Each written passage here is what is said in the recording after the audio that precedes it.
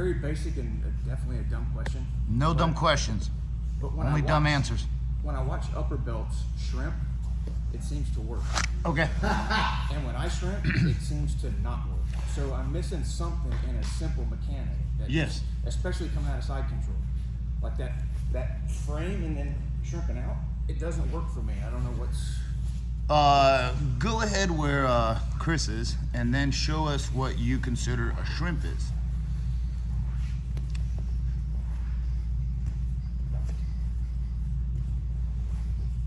And then? And then? Okay.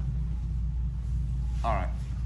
What is what is not working for you in that movement? It's being able, like when I watched you do it the other day, when Coach Phillip was on you were able to, inside control, your butt was able to come out. Mm-hmm. And when I try that, I just get stuck every time, and that escape doesn't seem to work. All right, so, good question. In order for you to be able to fold yourself in that half, what are you thinking of? Like when mechanically, what are you thinking of your body needs to do in order to actually create an effective shrimp movement? What is it? How would you describe the mechanic?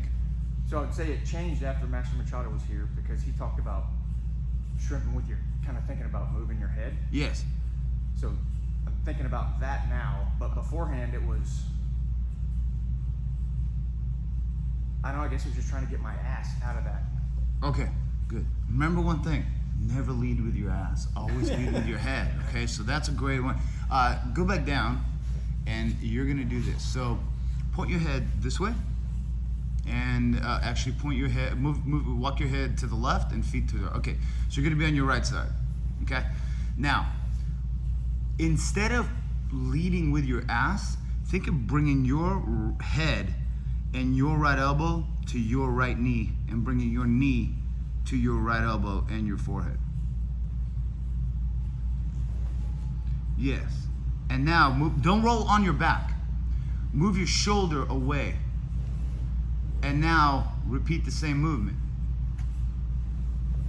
And now move your shoulder away. Yes.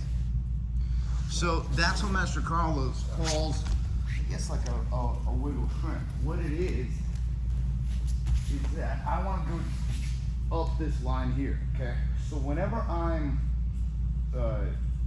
elbow, knee escaping, okay? What I'm thinking of is, number one, I need to have a frame, okay? That frame is blocking. It's not grabbing. Only time I grab is, if you notice, is in order to pull them onto me, and now I have a frame here. So as I do this, you see my elbow and knee comes together, and my head comes down. It automatically shoots the hips out. So I don't think about shooting the hips out. I think about bringing my elbow to my knee and reconnecting this again and protecting this triangle. From here, I need to move my shoulder away, reset my feet, and do the same thing. And again, move my shoulder back, reset my feet, because oftentimes they wind up here. I've got to coil my feet, and then you got to kind of, as you're blocking, you got to roll on your shoulder, because far too often we're too much on our back, and you need to be making lateral movement, and your power is parallel with the mat. Here, it's going to be too much drag, so I got to roll onto my shoulder, because in all reality, this is even better. Are you using your frame on the net to get that space to get on your side? Here's what I'm doing. So let's say you give me an side control, okay? I need to have frames, okay? So you feel heavy right here because you drop your hip and you're doing everything that's out. So go ahead, do that. Okay, look. I need to have a frame here, okay, to make it difficult for you to at least roll your hip, because the more you roll your hip now, the more it becomes a frame, okay? From here, I ideally want this right here, okay? But even if you don't, if your head's low, okay, I can roll it this way, and then I can get it in here. From here, I now have a frame. But you see how far apart my elbow and knee are? I want to bring my elbow and knee together. That's my reference. Here, here, here. You will advance. See how my head goes away?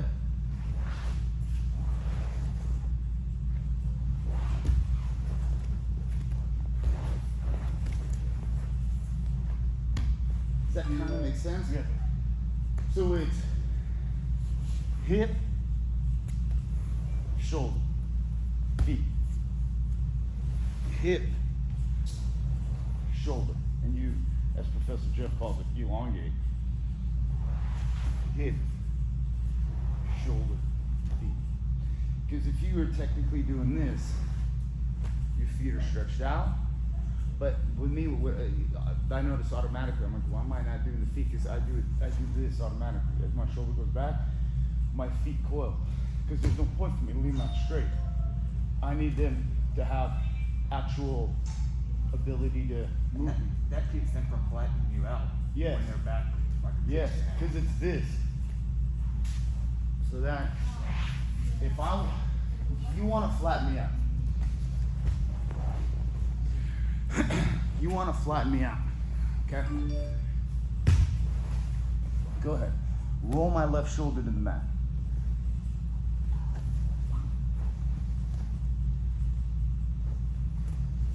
Then wait till it swept. But you see how that gives me an opportunity to connect my knee and my elbow. And that's because your foot was back. It's because my foot is back here and my hip is up. So it's my right foot, left foot, and shoulder. And when you try to push my hip, it's absorbed by my left foot. Okay? Yes. Same thing as here. If I'm here, go ahead. But you're on this side. Okay? And if you want to roll me back,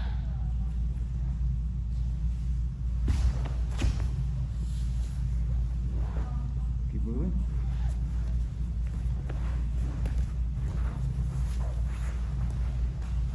And look, can you see an underhook becomes Yes, sir. available because as he's moving, he's trying to get my arms out of position. But as I'm moving on the bottom, I'm trying to get his arms out of position. And the position is very simple. Either I have an underhook or he has an underhook. If he has an underhook, he controls me. Then I have to do something different with my arms, and we'll go into that. So now what I want you guys to do is exactly what we did yesterday. Look. Your elbow and knee are connected here, so he doesn't really have a path. You do the framing here, or do what Master Carlos showed right here, okay? You block that crossface, he passes. Hold on to me here, and now I can actually frame right here, even though I'm grabbing. What I'm gonna do is I'm gonna think, how do I bring this knee to my right elbow? I'm gonna get my hips up, hip up,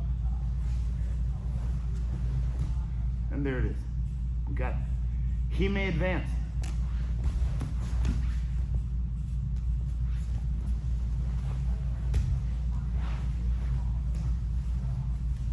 But it's hip, shoulder, hip, shoulder. Because conventionally, you're taught this. But if they're on your same side, you don't need to do this unless you're doing it to get a underhook from facing away. You need to be able to hip, shoulder, hip, shoulder, hip, shoulder, so you can beat them. The framing creates a space for you to bring the knees in. That's the key. You've got to bring your knees in and reconnect. The triangle, shoulder, elbow, knee, and hip. So let's try that, guys. Ready? 1, 2, 3. And all you're going to be doing, what? Sit down. Is this. I need to let him feel the mechanics. So we'll be here, here, this will be across, this foot is out, and bring your elbow to your knee, right there. So I'm leaning, he grabs my shoulder, and this hand, he's cupping kind of there, and I'll grab that bicep, tricep material right there, with no thumb, okay? I can still move my hand this way. I'll move my hand, because for me, to get side control, I need to move this out of the way. You pull me on top of you, right there, and up your hips. But don't extend away, up your hips. And now from here, you're gonna turn to your side, You're gonna block and you're gonna bring your right elbow to your right knee, right there. I have to keep moving. I go again. Put me on top of you, like pull me in. Yes. And now hips up. You're gonna come and shoot. There you go. You see how he keeps making space? If he does this one time than I do now, move your shoulder away. Okay, and now bring your knee in. Good, put that, yes. And now push me away. And now pull me in. And now choke. Wait, no, don't go. Keep that hand there. Yeah, I've been watching the videos. There you go, bring this down to your hip. Okay? Yeah. There you go. Let's do that. 1, 2, 3. Hip. Feet. Hip. Shoulder. Feet. Hip. Shoulder. Feet. Hip.